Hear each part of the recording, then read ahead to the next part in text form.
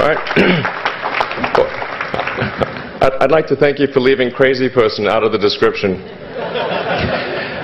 So I thought, I was trying to think, what is the most useful thing that I could, what could I say that could actually be helpful or useful to you in the future? And I thought I'd perhaps tell the story of how I sort of came to be here. How did some of these things happen? And maybe there's some lessons there, because I often find myself wondering, how did this happen? So when I was young, I didn't really know what I was going to do when I got older. People kept asking me, but then eventually I thought that the idea of inventing things would be really cool. And the reason I thought that was because I read a quote from Arthur C. Clarke, which said that a sufficiently advanced technology is indistinguishable from magic, and that's really true. If you go back, say 300 years, the things that we take for granted today would be you'd be burned at the stake for. Being able to fly, that's crazy. Being able to see over long distances, being able to communicate, having effectively with the internet a group mind of sorts, and having access to all the world's information instantly from almost anywhere on the earth. This is stuff that really would be magic, or would be considered magic in times past. In fact, I think it actually goes beyond that, because there are many things that we take for granted today that weren't even imagined in times past. They weren't even in the realm of magic. So it actually goes beyond that. So I thought, well, if I can do some of those things, basically if I can advance technology, then that's like magic, and that would be really cool. And I was at sort of a slight existential crisis, because I was trying to figure out what does it all mean? Like, what's the purpose of things? And I came to the conclusion that if we can advance the knowledge of the world, if we can do things that expand the scope and scale of consciousness, then we're better able to ask the right questions and become more enlightened, and that's really the only way forward. So I studied physics and business, because I figured in order to do a lot of these things, you need to know how the universe works, and you need to know how the economy works. And you also need to be able to bring a lot of people together to work with you to create something, because it's very difficult to do something as an individual if it's a significant technology. So I originally came out to California to try to figure out how to improve the energy density of electric vehicles, basically to try to figure out if there was an advanced capacitor that could serve as an alternative to batteries. And that was in '95, and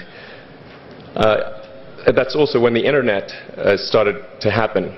And I thought, well, I can either pursue this technology where success may not be one of the possible outcomes, which is always tricky, or participate in the internet and be part of it. So I decided to drop out.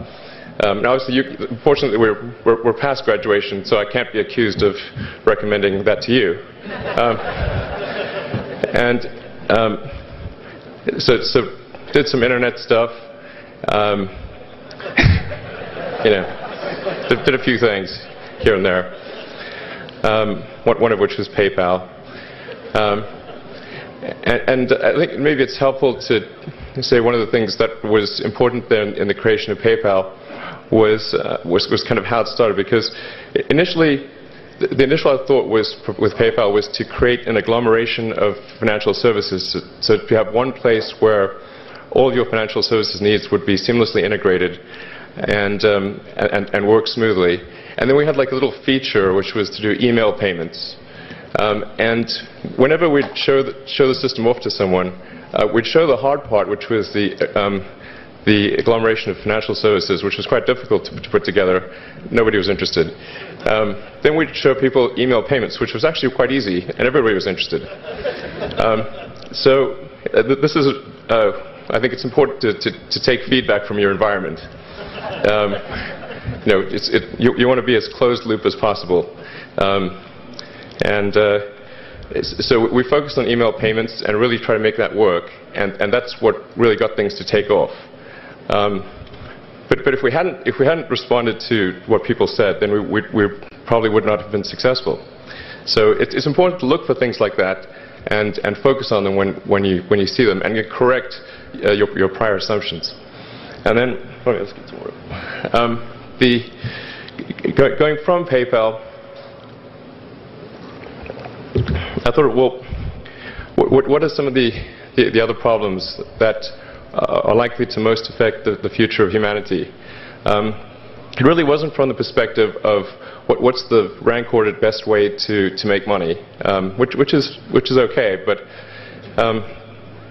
it was really what I think is going to most affect the future of humanity. So I think the biggest terrestrial problem we've got is sustainable energy, but the production and consumption of energy in a sustainable manner. If we don't solve that this century, we're in deep trouble. And then the other one being the extension of life beyond Earth to make life multiplanetary. So that's the basis for the latter is the basis for SpaceX, and the former is the basis for Tesla and Solar City. And when I started SpaceX, initially I thought that, well, there's no way one could possibly start a rocket company. I wasn't that crazy. But then I thought, well, what is a way to increase NASA's budget? That was actually my initial goal. So I thought, well, if we can do a low-cost mission to Mars, something called Mars Oasis, which would land seeds with seeds in dehydrated nutrient gel, and you hydrate them upon landing, and then you'd have this great sort of money shot of green plants on a red background, and the public tends to respond to precedents and superlatives, and this would be the first life on Mars, the furthest that life's ever traveled, as far as we know. And I thought, well, that would get people really excited, and therefore increase NASA's budget. So obviously, the financial outcome from such a mission would probably be zero. So anything better than that was on the upside. So I actually went to Russia 3 times to look at buying a refurbished ICBM. Because that was the best deal. And I can tell you it was very weird going there in late 2001, 2002, going to the Russian rocket forces and saying, I'd like to buy 2 of your biggest rockets, but you can keep the nuke. That's a lot more. And that was 10 years ago, I guess, so they thought I was crazy, but I did have money, so that was okay. And after making several trips to Russia, I came to the conclusion that actually my initial impression was wrong about because my initial thought was, well, that there's not enough will to explore and expand beyond Earth and have a Mars base and that kind of thing. But I came to the conclusion that was wrong. In fact, there's plenty of will, particularly in the United States, because the United States is a nation of explorers, of people who came here from other parts of the world. I think the United States is really a distillation of the spirit of human exploration. So, but if people think it's impossible, then, or it's going to completely break the federal budget, then they're not going to do it. So after my 3rd trip, I said, okay, well, what we really need to do here is try to solve the space transport problem, and started SpaceX. This was against the advice of pretty much everyone I talked to. One friend made me sit down and watch a bunch of videos of rockets blowing up. Let me tell you, he wasn't far wrong. It was tough going there in the beginning because I'd never built anything physical. I mean, I'd built like little model rockets as a kid and that kind of thing, but I'd never had a company that built anything physical. So I had to kind of figure out how to do all these things and bring together the right team of people. And And so we did all that and then failed 3 times. It was tough going. Because the thing about a rocket is that the passing grade is 100%. You don't get to actually test the rocket in the real environment that it's going to be in. So I think the best analogy for rocket engineering is like if you want to create a really complicated bit of software, you can't run the software as an integrated whole, and you can't run it on the computer it's intended to run on. But the first time you put it all together and run it on that computer, it must run with no bugs. That's basically the essence of it. So we missed the mark there. The first launch, I was picking up bits of rocket near the launch site. It was a bit sad. But we learned with each successive flight, and were able to, eventually with the 4th flight in 2008, reach orbit. And that was also with the last bit of money that we had. So thank goodness that happened. I think the saying is 4th time's the charm. So we got the Falcon 1 to orbit, and then began to scale that up to the Falcon 9, which is about an order of magnitude more thrust. It's around 1 million pounds of thrust, and we managed to get that to orbit, and then developed a Dragon spacecraft, which recently was able to dock and return to Earth from the space station. That was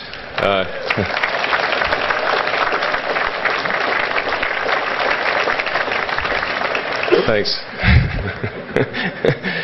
That was a white-knuckled event. Yeah, it's a huge relief. Still can't quite believe it actually happened. But there's a lot more that must happen beyond this in order for humanity to become a spacefaring civilization, ultimately a multi-planet species. And that's something I think it's vitally important, and I hope that some of you will participate in that, either at SpaceX or at other companies, because it's just really one of the most important things for the preservation and extension of consciousness. I mean, it's worth noting, as I'm sure people are aware, the Earth has been around for 4 billion years, and civilization, at least in terms of having writing, has been around for 10,000 years, and that's being generous. It's really somewhat of a tenuous existence that civilization and consciousness, as we know it, has been on Earth. And I think I'm actually fairly optimistic about the future of Earth. So I don't want to sort of people to have the wrong impression that I think we're all about to die. I think things will most likely be okay for a long time on Earth, but not for sure, but most likely. But even if it's sort of 99% likely, a 1% chance is still worth spending a fair bit of effort to ensure that we've backed up the biosphere, planetary redundancy, if you will. And so I think it's really quite important. And in order to do that, there's a breakthrough that needs to occur, which is to create a rapidly and completely reusable transport system to Mars, which is one of those things that's right on the borderline of impossible. But that's sort of the thing that we're going to try to achieve there with SpaceX. And then on the Tesla front, the goal with Tesla was really to try to show that what electric cars can do, because people had the wrong impression. We had to change people's perception of an electric vehicle, because they used to think of it as something that was slow and ugly and had low range, kind of like a golf cart. So that's why we created the Tesla Roadster, to show that you can be fast, attractive, and long range. And it's amazing how, even though you can show that something works on paper, and the calculations are very clear, until you actually have the physical object and they can drive it, it doesn't really sink in for people. And so that I think is something worth noting. If you're going to create a company, the first thing you should try to do is create a working prototype. Everything looks great on PowerPoint. you can make anything work on PowerPoint. But if you have an actual demonstration article, even if it's in primitive form, that's much more effective for convincing people. So we made the Tesla Roadster, and now we're coming out soon with the Model S, which is a four-door sedan. Because after we made the Tesla Roadster, people said, "Oh, sure. We always knew you could make a car like that. It's an expensive car, and it's low volume, and it's small, and all that. But you couldn't make a real car." Like, okay, fine. We've got to make that too. So that's coming out soon. Yeah. So that's I think where things are, and hopefully that there are some lessons to be drawn there. But I think the overarching point I want to make is that you guys are the magicians of the 21st century. Don't let anything hold you back. Imagination is the limit, and go out there and create some magic. Thank you.